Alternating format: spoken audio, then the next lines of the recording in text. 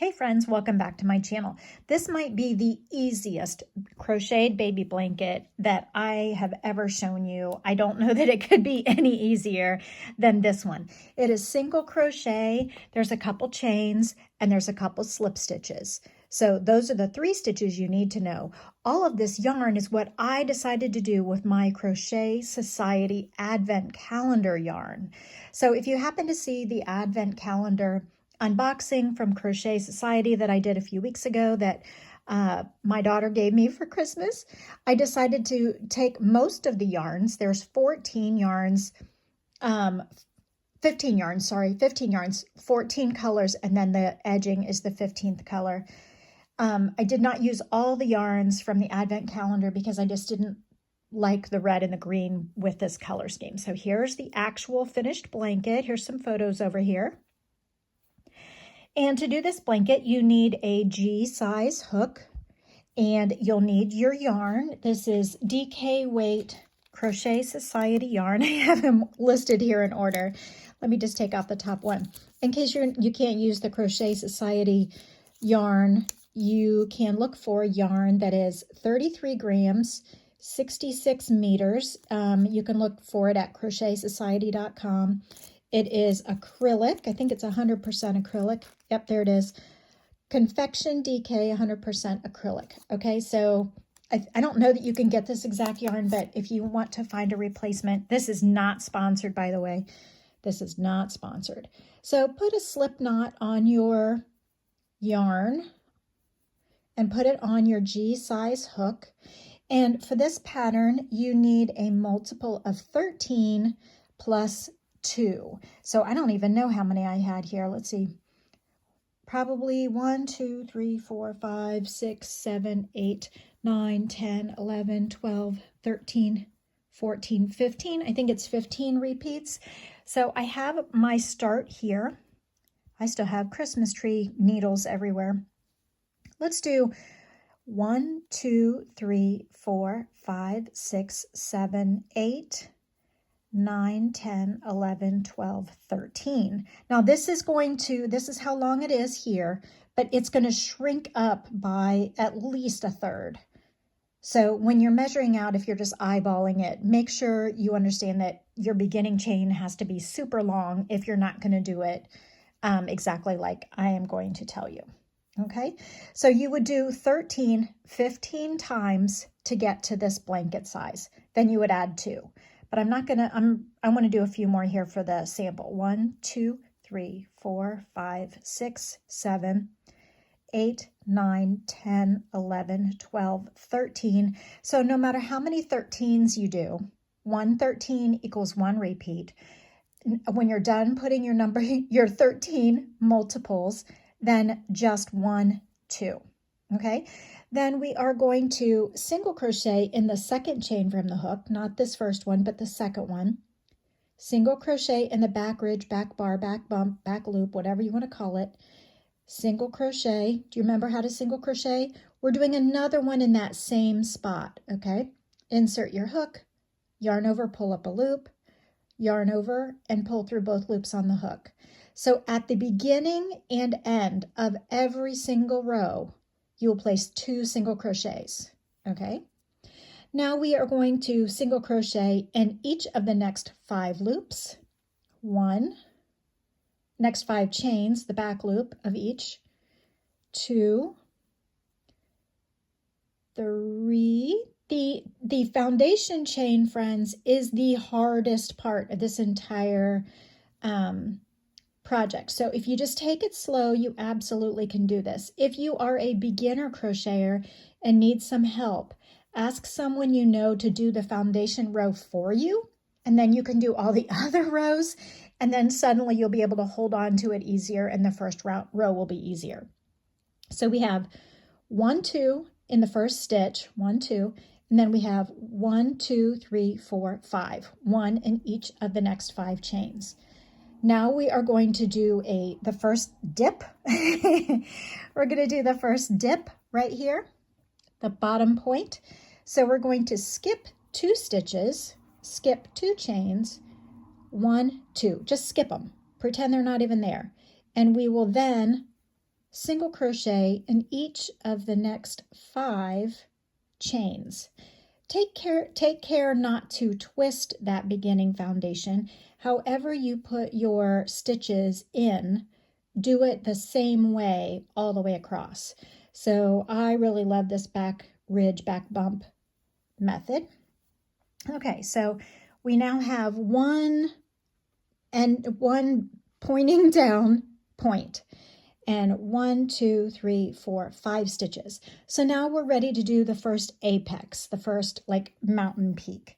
So we're not skipping any stitches. In the next stitch, we're going to place 3 in the same stitch. So 1 goes there, 2 go in the same spot, and 3, the third one goes in the same exact spot. Now we have our mountain peak. So now we need to go down the hill toward the valley. We're not skipping any stitches. We're going to single crochet in 1, 2, 3, 4, 5. The back ridge, back bump, back bar, back loop, diamond back, dinosaur back, stegosaurus, whatever you want to call it, those little back ridges. 1, 2, 3, 4, and 5. If you all are coming to me because you watch some of my Woobles fail videos to help brand new crocheters, this is an awesome blanket for you to do to take your skills from that beginning Wooble project into a blanket. Okay, so we now have half of a mountain peak up here. Here's the bottom lake of the valley, going up the mountain again to the mountain peak where we have 3, down the bottom, down the other side of the mountain to the valley. And in the valley, we are skipping 1, 2 stitches to make a little lake at the bottom, skipping those stitches, and we will, hopefully I counted correctly, 1, 2, 3, we should have 6 because we should have 1 extra, 4, oh, thank goodness, I think I feel it. 5, because 5 is our magic number. And then at the very end of your row, you will have 1 stitch left over. And do you remember what we're doing in that stitch? We're doing 2 single crochets in that stitch. 1 and 2. Okay. And it's like halfway up the mountain. So here is our first row. Okay, so if you're making the entire width of the blanket, you're going to chain 13 15 times, and then chain 2 more, 1, 2, and then you're done. And then you'll come back and do it exactly like this. Single crochet in the second chain from the hook, put another one in the same spot, then 5 down the hill, create a lake, skip 2, 5 up the hill, create a mountain peak with 3 in the same stitch, and you'll do that all the way across till you get to the very final stitch, and in the final stitch you chain 2. Okay, so I have one already ready here for me. I did this one a little bit longer. I guess this works. Okay, so when you're ready to change direction, you're going to chain 1 and turn. So chain 1, turn. Then in this first stitch, you do 2 single crochets. So all of these rows are turned. And then we will keep counting 1. Oop, I forgot that I had cut the yarn. Okay, good lesson here. So because I used 14 different balls of yarn, I essentially used up 1 whole ball of yarn before starting the next ball. So a few of the balls, well, most of them have 9 rows. A few of the balls were a little bit short, so that color only got 8, okay? But just use the yarn that you have. It's a beautiful scrap blanket. Now, because I only had 1 ball of each color, there were a couple times out of the 15 balls, I think there were maybe 2 or 3, where there was a flaw in the yarn, and I had to splice new yarn in the middle of the row, okay? Because there was a flaw in the yarn, there was like a knot. So if there's a knot in the yarn and it's still attached to the ball, but suddenly there's a knot in there and it's like where it's cut, it's just like, oh no, what am I going to do? You cut the knot out and then you join the rest of the yarn. And I don't think I have any more of this brown color, but I have a darker brown. So pretend that there was a knot in the yarn. What you're going to do is you're going to start your stitch, insert the hook, yarn over, pull up a loop, and leave it there. Then you're going to grab the new yarn and put it on back. And you're going to yarn over and pull the new yarn through the existing loop that you had on the hook. And then you will continue in the pattern working over both loops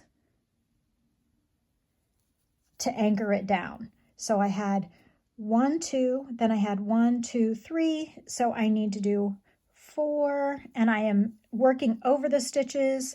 So if you ever, I prefer to change color at the end of the row for most projects, but when there's a flaw in the yarn and there's no way to, you don't want to lose all that yardage because you're trying to get to 9 rows. So if your flaw happens at the end of the row, you don't want to rip out that entire row. If you do have to change yarn in the middle of the row, then this is the best possible pattern to do it because you have single crochets. Okay, so we did 1, 2, 1, 2, 3, 4, 5. Now we're essentially at the lake in the valley. So we're going to skip 1, 2, and then work into the next one. Go ahead and just carry those little ends. Okay, so there's a tiny hole there where there's a little lake of 2 skipped stitches. 1, 2, we're going up the mountain now. 3, 4, we're getting near the mountain peak. 5 of this little chevron pattern.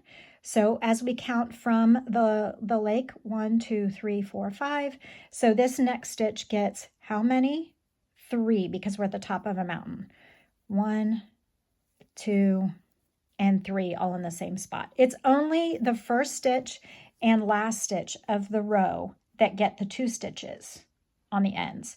Then all of the mountain tops get 3, and all the valleys you skip 2 for the lakes in the valleys. Okay, so we are doing that, and that's it. That's the only row all the way across. That's the only row for the entire thing. And I was going to change you color changing here in the middle of the row, but do I need to show you that again? This is the same thing. So we're just using up each ball of yarn until it's used up, but I did want to show you the edging. So the edging, if you look at the finished blanket, the edging is 3 rows. It is single crochet all the way around. So when you single crochet, you're doing the exact same top row. Let me show you. And then when you're working under the foundation, it's a little bit different. And then the sides. So here we go. Let's see here. Let's go ahead and change color. Okay, so I'm working along in the blue. Woo, woo, woo. And I'm going to go ahead and change color and get my purple in here. Purple is where you're going to do the slip stitches, in case you are wondering, when do the slip stitches come in? So the slip stitches are this little decorative thing here all the way around. So the first round of edging is single crochet as usual. 1, 2, 3, 4, 5. So we need 3 here for the apex or the top of the mountain. So this edging row is the same as every other row. And then we will work down the side. So we're just doing the same thing here. Let me make sure that that's what I did. Yep, that's exactly what I did. Okay, good.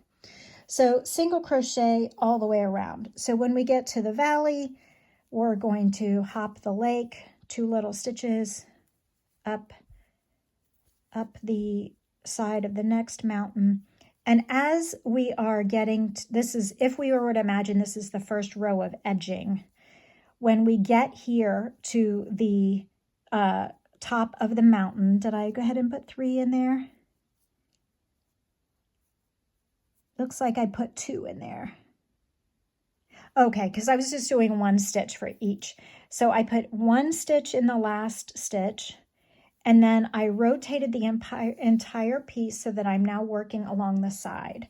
So now working along the side, I'm going to place 1 single crochet in the side of each row, and just really literally find where your hook wants to go, where there is a hole, and that is where your hook will go.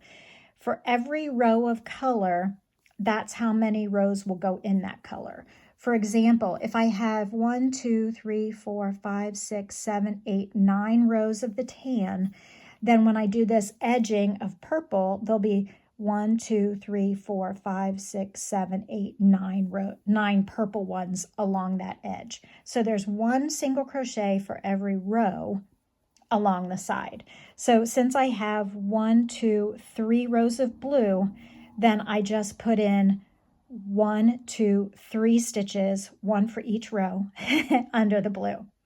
Now I'm putting 1 stitch under the tan because that was our first row, and I am turning and I am placing another stitch under the underside, and then under the foundation we're just doing 1 for 1. 1, 2, 3. So you're working in those unused loops under the foundation chain. So when we did the back row, or the back loop, back bar, back ridge, when we did our beginning chain, that left these lovely last 2 loops here underneath that we can pick up for the edging. So we have 1, 2, 3, 4, 5, and then when we get to the lake, did we just put in? I put in 1, 2, 3 under the lake. Okay, so this is now upside down. This was our first row, was the tan, and we worked it like this, and now I'm rotating and working all the way around for the edging. So when I get to the underside of the lake, I'm placing 3 single crochets, and then don't forget to pick up 5 along the next diagonal. 1, 2, 3. And this underside of the foundation chain is a little bit fiddly, but you only have to do it once. And then that side is done, and then you won't have to do it anymore. And then you'll be happy. So when there is that little hole here underneath the lake, we are skipping that 1 stitch, not 2, because you want to make sure and get 5 single crochets in each diagonal on either side of the lake. 2, 3, 4, 5. Oh, I'd like to skip ahead, so hang in there with me just a moment, okay? So I've worked the underside, and now I have to work up the other long side of the blanket. So remember, the number of rows of each color, that's, you're just putting 1 stitch per row all the way up the long side.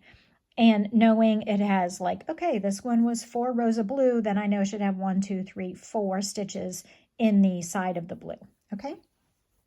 So the edging is worked in a round all the way around the edge with the right side of the blanket facing. I'm not turning. So if we were to say that the blue started the edging and I just ran out of yarn and changed it there, then on the second round of the edging, we are slip stitching in every stitch. So slip stitch is insert the hook, pull up the loop, and pull it through the loop on the hook, okay? So we are slip stitching. You know what? I think I did it in the back loop only though. So if we are going to go ahead and start the second round of edging, we are slip stitching in the back loop only of every stitch. So inserting the hook, so we've got 2 loops here, a front loop and a back loop. What we're doing is inserting our hook in the back loop only, like this, pulling the loop through that back loop and pull it through the loop on the hook. And you want to be kind of generous with your yarn, not too tight here, because they slip stitches tend to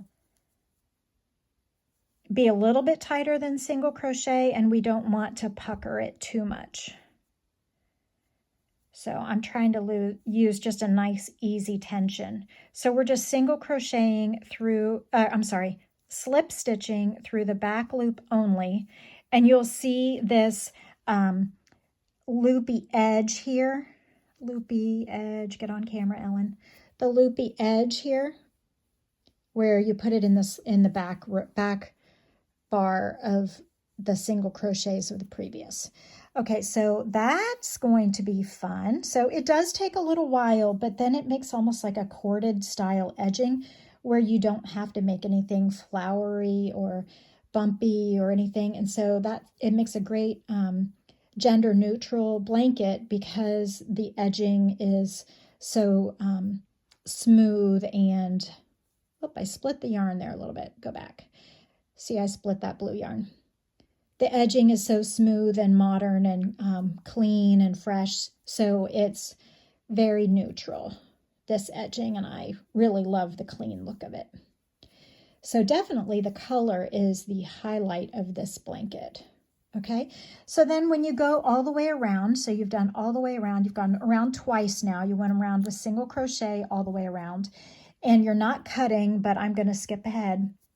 When you get all the way around, doing one slip stitch in every loop all the way around, and you're going to start round 3, you're going to do the same thing. So you could stop at 2 rounds if you want. I started a 3rd round because I thought, I'm just going to go ahead and keep going around again because I want to use up some of this purple yarn, but I would have had to go around like twice more, and it was starting to cup a little bit, and I didn't want to do that anymore. So I just left it there with the 3 rounds. So 3 rounds of slip stitch, or 3 rounds of edging. The first round is single crochet. Then the next 2 rounds are slip stitch through the back loop only. You can do as many rounds as you want for the edging. I keep splitting this yarn. Come on now, yarn. This yarn did tend to untwist a little bit, which is fine. It's very soft, but you just have to be ready for it to split, and then you need to go back and make sure you have the entire strand. So again, just slip stitching through the back loop only so that you get this almost cord look to the edging, and you just go around a 3rd time. So when you end up back at the beginning where you started, then you can fasten off. So that is, see, and there's the little edging. So cute. So I hope you've enjoyed this. Please leave a thumbs up and a like and all of that. I'll catch you on the morning 5-Minute Crochet Podcast. Thank you, Crochet Society, for the gorgeous yarn that's new to me. It's not sponsored, but I enjoyed it nonetheless. And I will see you in the next video. So if you liked this video, here's another one that's similar that you might also enjoy. And here is the last video that was uploaded in case you missed it. Everyone, please like and subscribe.